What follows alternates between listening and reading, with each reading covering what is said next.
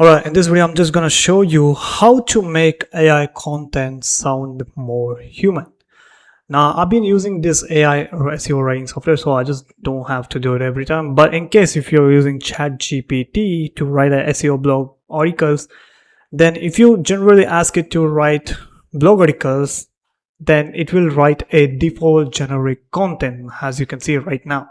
But if you add this one single prompt, so which is the article should be personalized, first person perspective, add experience, use simple local English language words, make it conversational but formal, describe the scenarios sounding naturally throughout the article, then it goes on creating an entirely brand new humanized AI content. Now this prompt doesn't guarantee you 100% because sometimes AI hallucinates. But yeah, if you want to use AI SEO tools, then I recommend using Ergo. The link will be in the description and check it out.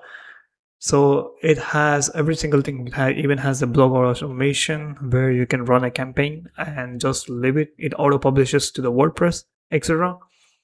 But yeah, this is how you make AI content sound human.